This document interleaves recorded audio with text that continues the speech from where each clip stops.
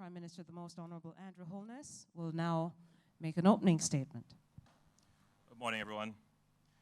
Whereas by virtue of Section 21 of the Constitution of Jamaica, the Governor General may make a proclamation declaring that a state of public emergency exists. And whereas the Governor General has been advised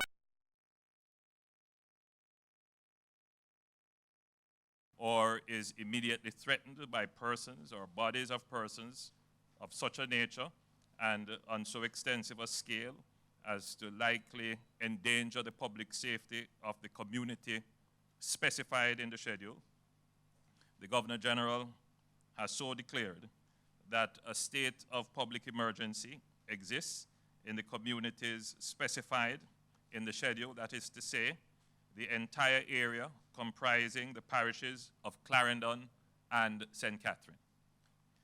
This proclamation of a state of public emergency shall remain in force unless revoked for a period of 14 days or for such longer periods, not exceeding 3 months, as both Houses of Parliament may determine by a resolution supported by a 2/3 majority of the members of each House.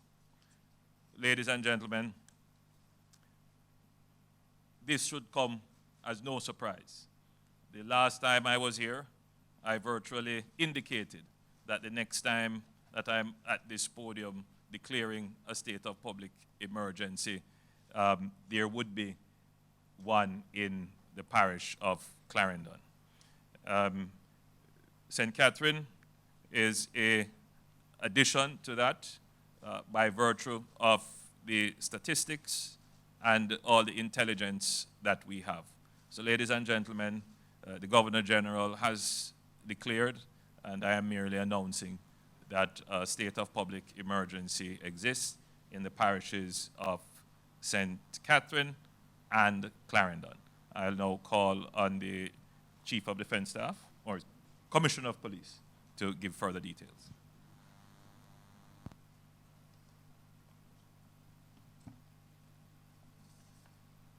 Good morning, everyone. The high level of violent crime which is being experienced in the parishes of Clarendon and St. Catherine since the start of the year is at a scale and nature such that it greatly endangers public safety.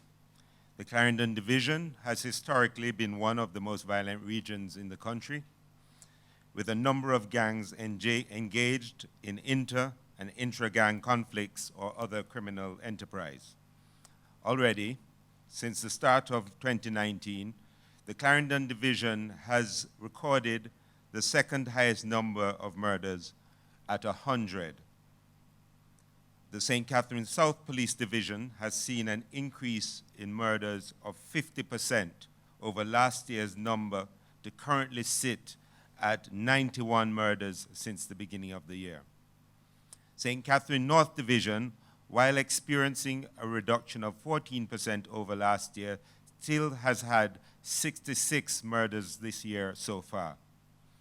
The gang warfare and other criminal acts perpetrated by gangs has created fear among citizens and has caused the disruption of livelihoods in sections of the parishes. The fear that is associated with this level of violence has undermined the daily lives of these communities and the residents. As a consequence, and in consultation with the Chief of Defense Staff, we requested that a state of public emergency be declared in the parishes of Clarendon and St. Catherine. As has been demonstrated through previous and current SOEs, this methodology has been very effective in reducing violent crime. This is achieved while simultaneously reducing violent confrontation with the security forces. By way of update, we have seen reductions in murders in St. James, Westmoreland, and Hanover of 24%, 61%, and 50% respectively when compared with the similar period prior to the declaration of the tri-parish SOE. Similarly, in St. Andrews South, there has been a 75% drop in murders when compared to the similar period before the state of emergency. As we continue to advance strategies to reduce violent crime across all divisions, utilizing the range of policing tools, especially a heavy emphasis on investigations and the use of technology, building better relationships with communities, as well as institutional capacity building activities, we must save the lives of our citizens and reduce the fear that families and communities feel when violence goes unchecked. We feel it is our duty to stand between those who would do harm and those in danger. Our objectives, therefore, are to establish and maintain a period of low violent crime in the volatile communities within these parishes, to curtail the free movement of criminal gangs and weapons and deny them the opportunity to commit violent crimes, to disrupt criminal enterprise and to provide the opportunity for greater investigative focus on perpetrators of violent crimes and their facilitators. We seek the support and cooperation of the residents and persons doing business in or transiting the declared areas, and indeed all Jamaicans. There may be some traffic delays and inconvenience, but we ask for your patience and understanding. The public can assist by contacting Crime Stop, which as always is completely confidential, by complying with the security officers at checkpoints, by adhering to curfew guidelines, and by notifying us at the JCF of any breaches of professional conduct by our own members. The JCF remains committed to respect for all, rule of law, and being a force for good. Help us to keep you safe.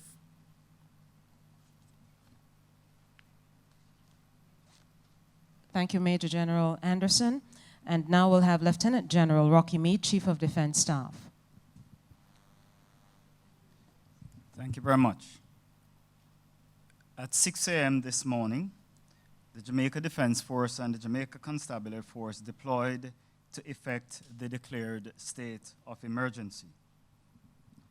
This state of emergency will cover the entire area comprising the parishes of Clarendon and St. Catherine within the established parish borders as follows. The eastern boundary starts at the easternmost point of St. Catherine at the coastal intersection of the parish borders of St. Catherine and St. Andrew. The eastern boundary then extends in a north-northwesterly direction along the shared parish borders of St. Catherine and St. Andrew, then along the shared border of St. Catherine and St. Mary. The northern boundary extends in a westerly direction along the borders shared between St. Catherine, St. Mary and St. Anne, and by Clarendon with St. Anne, extending to the point of the intersection of the borders of Clarendon, St. Anne, Manchester, and Trelawney. The western boundary extends in a southeasterly direction along the shared parish border of Clarendon and Manchester all the way to the coastline. The southern boundary extends along the entire coastal areas of Clarendon and St. Catherine back to the southernmost point of the shared border of St. Catherine and St. Andrew. While persons may be concerned about the implications of the security operations on their everyday lives, we want to assure citizens that both the Jamaica Defense Force and the Jamaica Constabulary Force have been properly trained and oriented to give the utmost respect to basic human and citizen rights of all persons within the communities. Our exemplary record in other areas in which states of emergency have been declared is testimony to our commitment to carrying out our duties in a lawful and respectful manner. We will continue this approach in Clarendon and St. Catherine. Nonetheless, we urge persons to acquaint themselves with the regulations and requirements governing a state of emergency in order to easily and conveniently transit the parishes that have been declared. During this period of the state of emergency, citizens will encounter various operations such as highly visible vehicle checkpoints.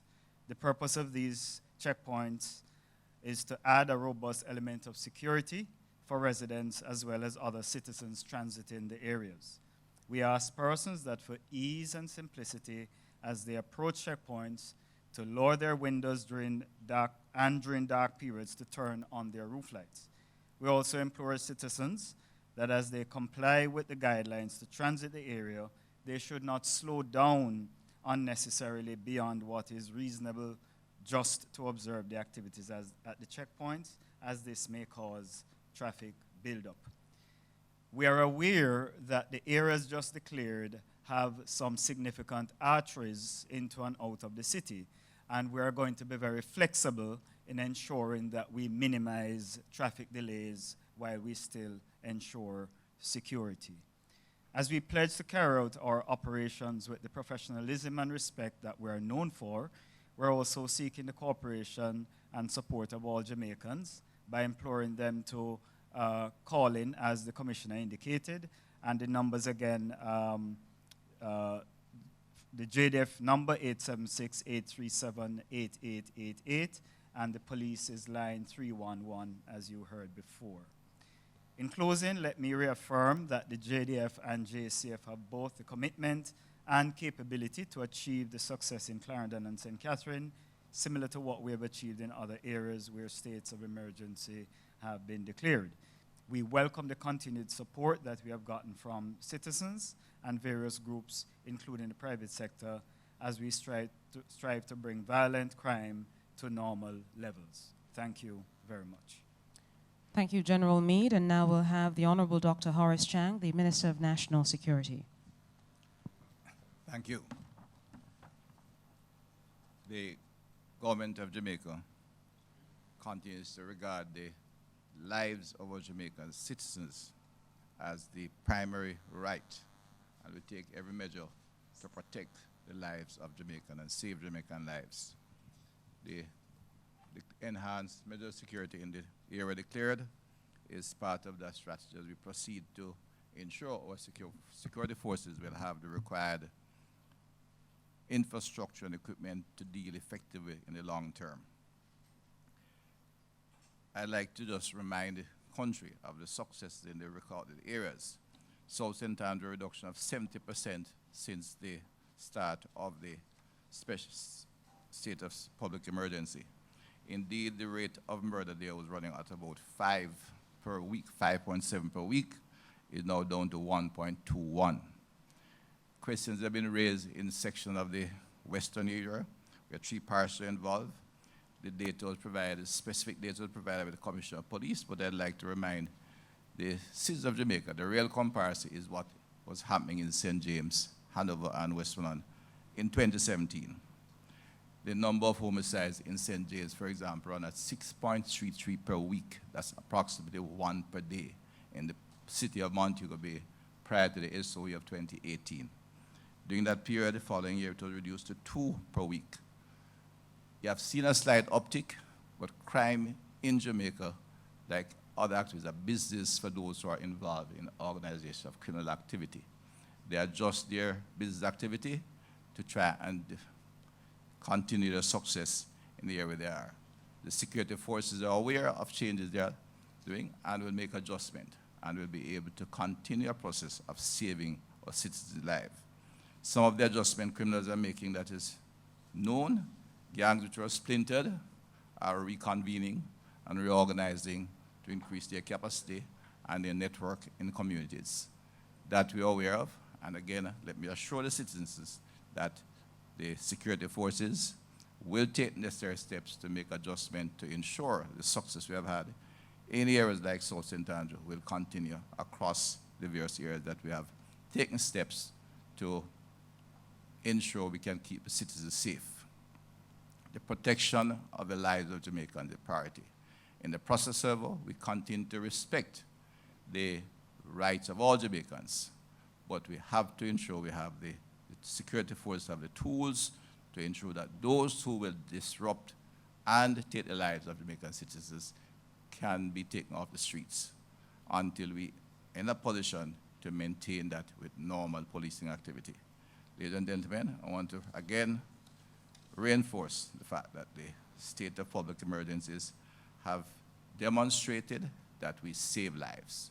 We restore public order and public safety in the areas where we have seen extreme criminal activity taking place.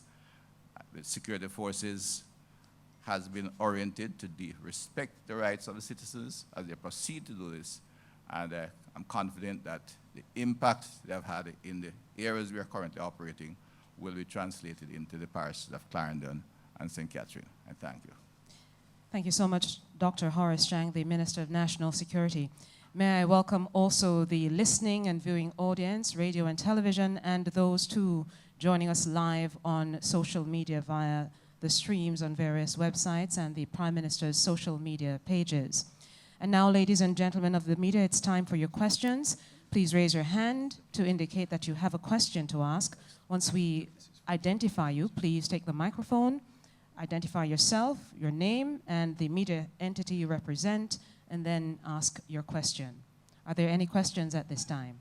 To my right, I acknowledge, I think it's Laverne. Could you say your full name and your media entity?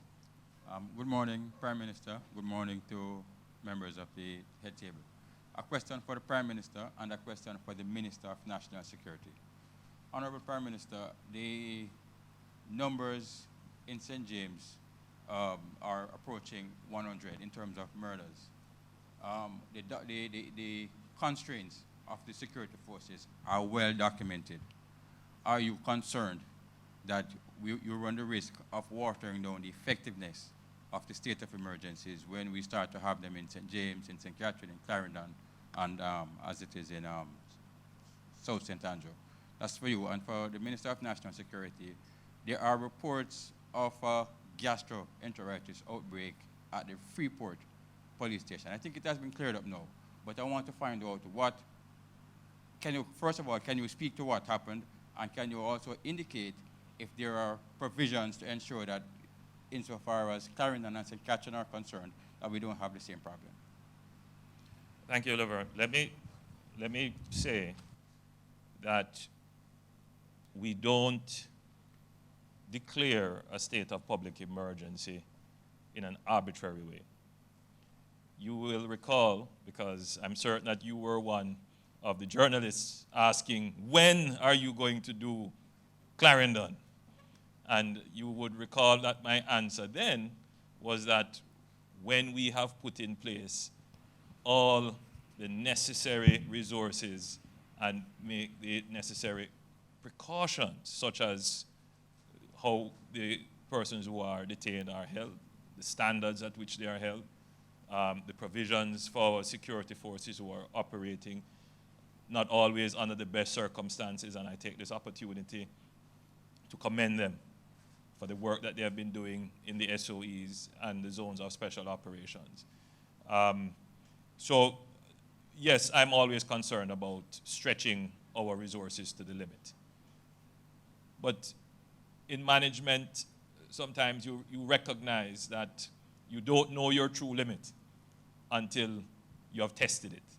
And the Jamaica Constabulary Force and the Jamaica Defense Force continue to prove that they can stand up to the challenges. But we also know that there are hard limits in terms of human resources. We continue to expand our capacity. We have a very robust recruitment policy, both in the JCF and the JDF. You may recall that 2 years ago we launched the Jamaica Service Corps, which is administered by the Jamaica Defense Force. And that has been working very well. Recently, the Commissioner has announced the new recruitment strategy of the JCF. So we are trying to expand. But even though we expand, the expansion doesn't come into effect right away. In other words, it takes time to train, and then you have to give them some experience. That process is ongoing. We are able to do this today precisely because we have invested in increasing the capacity of both the JDF and the JCF. I'm not telling you that it is not without sacrifice and challenge, but as we stand here, we can say with certainty that we have taken into consideration all potential threats and challenges, and the deployment will be of the standard that the public has grown accustomed. Thank you. I'm aware of an outbreak of gastroenteritis in the St. James here, division. I have not yet had a detailed report from the public department as the cause of it, but all our lockups have been put in acceptable working conditions. And in fact, providing more funding for food supply to the various institutions. I'm confident that the particular incident is, I said, an aberration of what normally happens around. And we'll monitor what's happening in all of them. In fact, I think St. Catherine has one of the best quality lockup at this point in time. Yeah. Thank you so much, Minister. Another question coming from my right. I believe it's Herman. Could you just identify your media house and your Thanks. self as well? Herman Green, TVJ Newsroom. This question is for Dr. Chang, Minister Chang. We know the figures are down in these areas where SOEs are implemented. However, there are still concerns about killings happening and in terms of the results, in terms of persons arrested, charged, and weapons that are confiscated or seized. Can we expect any change in those SOEs, operations there, and also in this new one in Clarendon, St. Catherine? The operation is strictly the responsibility of the Commissioner and the CDS. I indicated there will be some killings. The gangs are operational. And as indicated in my own presentation, gangs are criminal business enterprises which make adjustment to their business operations when they see pressure come on the business. And there have been some changes in the St. James division, which is referred to where we have had what appear to be some traumatic and tragic killings, and that has caused concern to the wider community. But if you look at the numbers, it's not as dramatic as suggested by the CAR. We have had it was 2 during the same period last year per week. It ticked up to 2.3 because of outbreak, events in the last 2 weeks. We are aware, I said, of some changes in the operational nature of the criminal gangs, and the security forces are taking steps to adjust their own operation to deal with that. But if you need any further comments, and if the Commission would like to comment on it.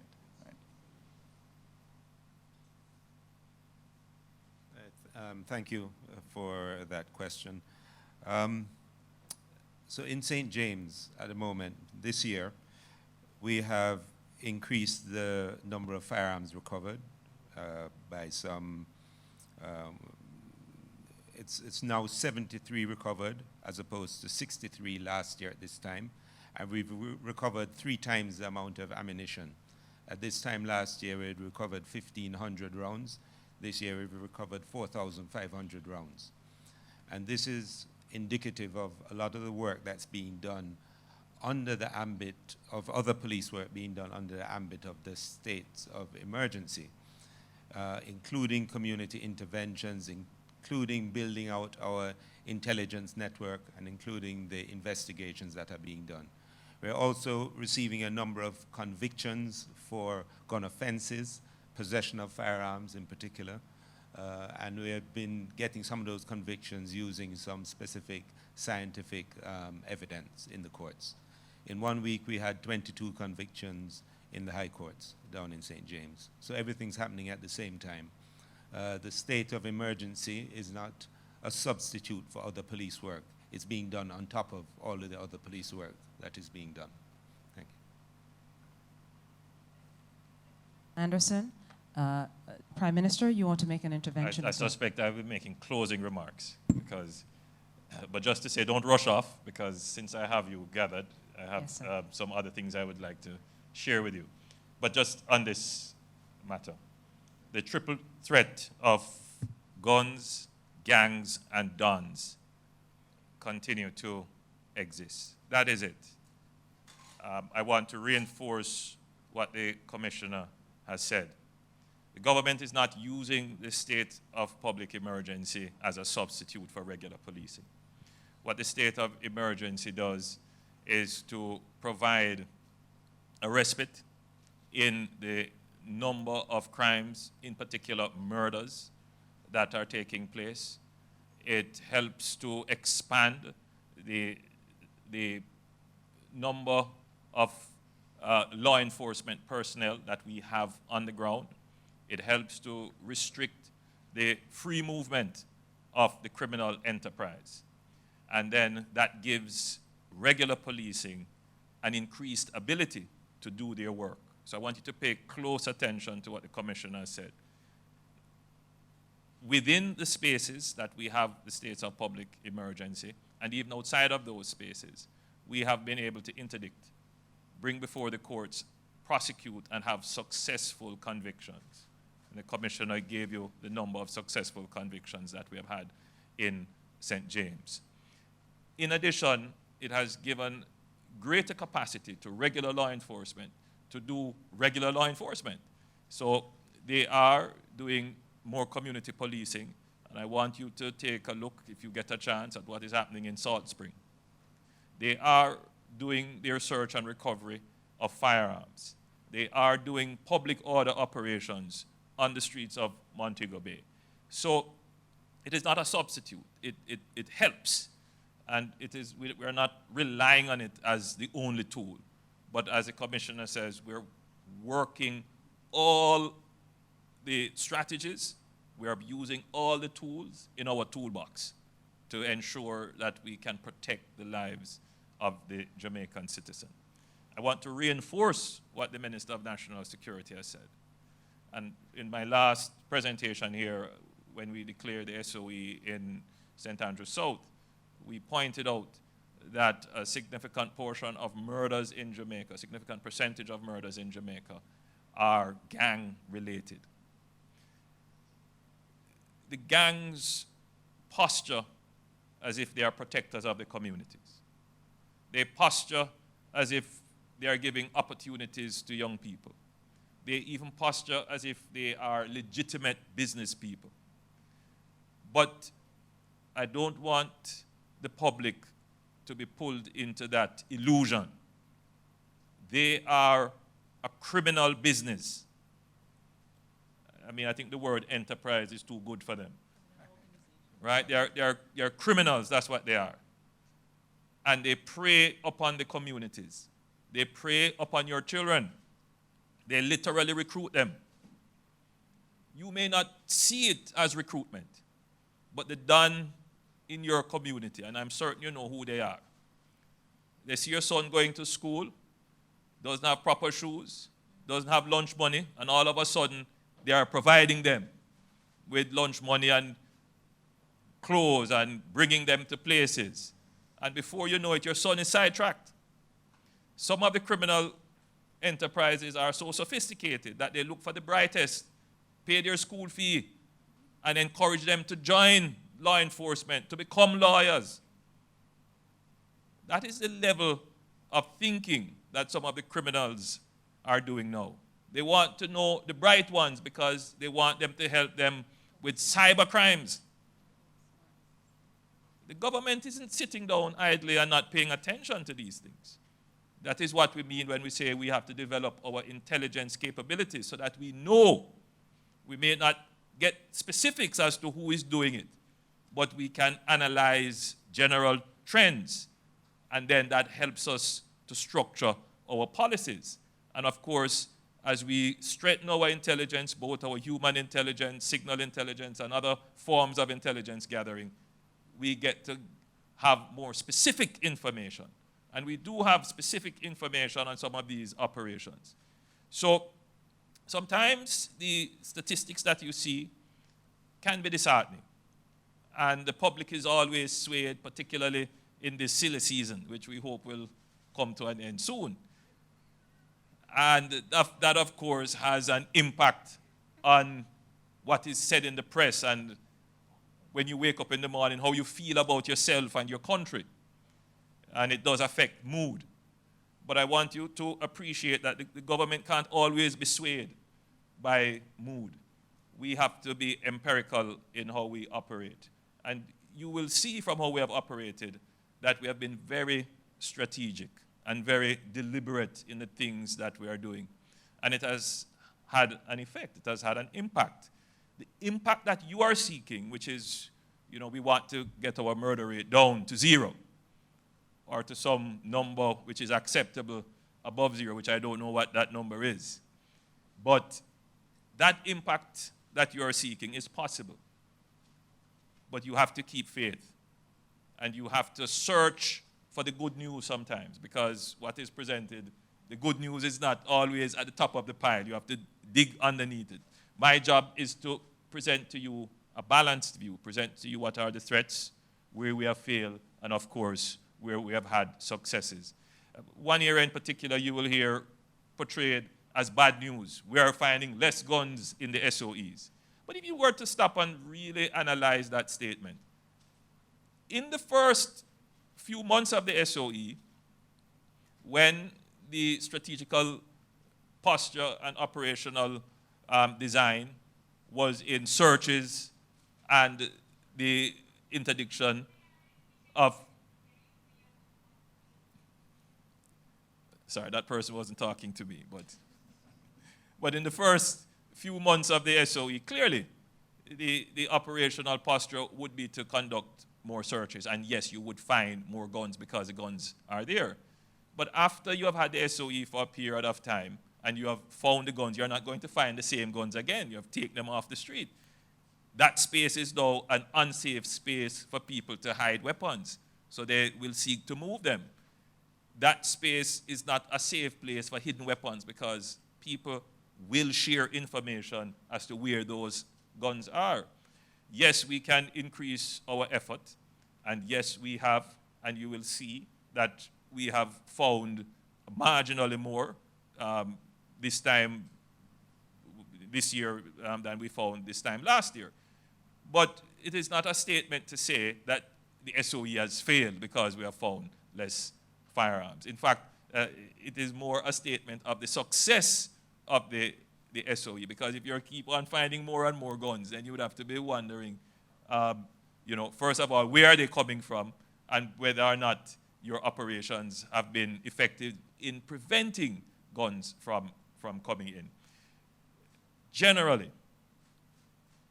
the objective of the government is to bring our murder rate down to at least the regional average of homicide per 100,000. And regionally, by the last statistics that we have from the United Nations, that would be around 16 per 100,000. We can do it. We have a 5-year strategic plan to do it. We are 1 year already into that 5-year plan, and we have moved our homicide rate per 100,000 from 61 per 100,000 to last year we're at 47 per 100,000.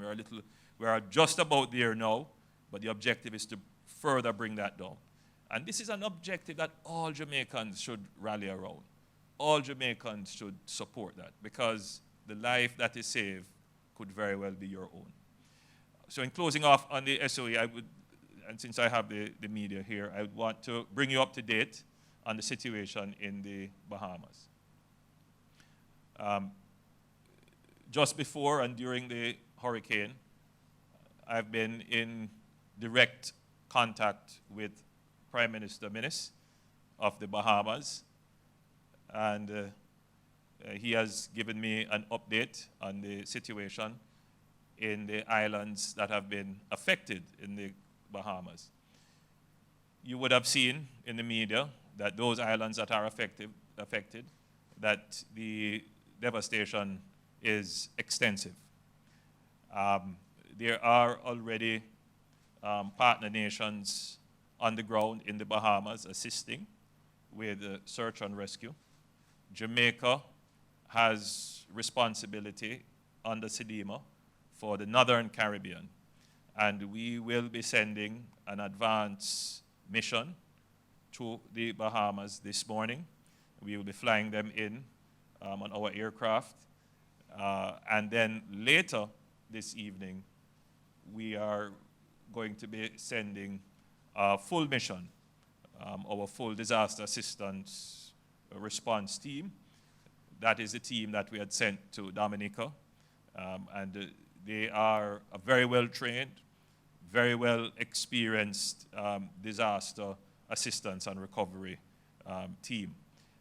They will be airlifted for us in partnership with our friends, our Canadian friends.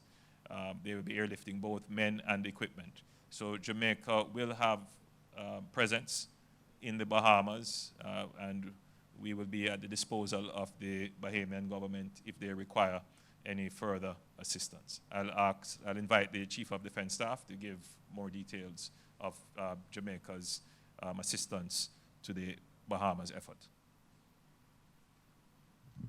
Thank you very much, Prime Minister. As the Prime Minister said, we've been in dialogue since the hurricane was approaching the Bahamas, and it was clear that it would have an impact. And we've had our disaster assistance response team on standby. We received today the formal invitation to support. As the Prime Minister indicated, we're going to send our small aircraft with an advanced team led by Lieutenant Colonel Godfrey Sterling, who will head off shortly. As the PM mentioned, we don't have our own capacity at the moment to move our entire DART ourselves, but we are getting support from Canada. And we have notified them, they have agreed that they can help, and they are going to be sending an aircraft down of the appropriate size that can assist in moving our team. We're going to deploy with resources to be able to sustain our people for up to a month. And we are prepared to send our Coast Guard vessel with additional supplies for sustainment of our troops and some relief supplies for the Bahamians.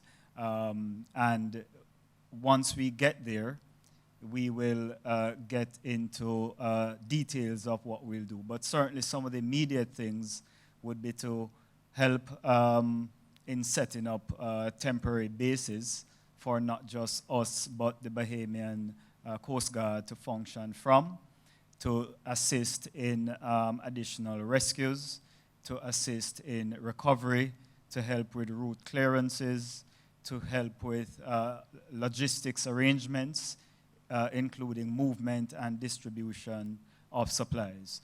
And this we will do with our other international partners, some of whom are already on location. And while we're deploying initially for a month, should there be a need for our extended presence, then that would be discussed with the Prime Minister, and we will be committed to support as long as we have the resources, ability, and funding to do. Just for clarification, we're only halfway through the hurricane season.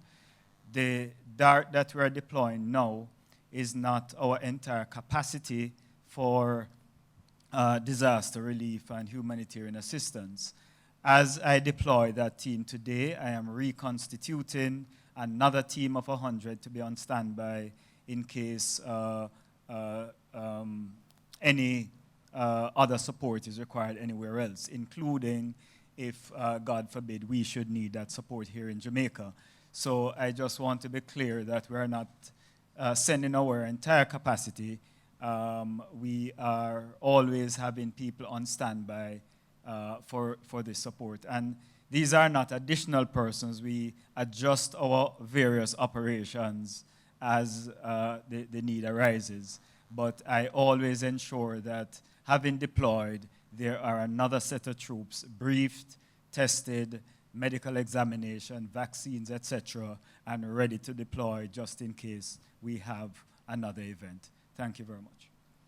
Thank you so much, Lieutenant General Meade, and thank you so much to all our presenters, the Most Honorable Andrew Holness, Prime Minister, Major General Anthony Anderson, the Commissioner of Police, and Dr. Horace Chang, the Minister of National Security, as well as our Attorney General, the Senator Robert Morgan, and of course our Permanent Secretary here. Members of the media, ladies and gentlemen joining us on radio, television, and social media, we thank you so much, and we expect that you would join us again at another time in future.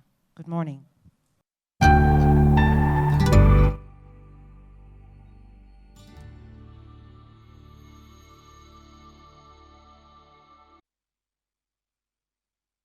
That when I was a teenager, she noticed a dip in my mood every year around the time of exams in school.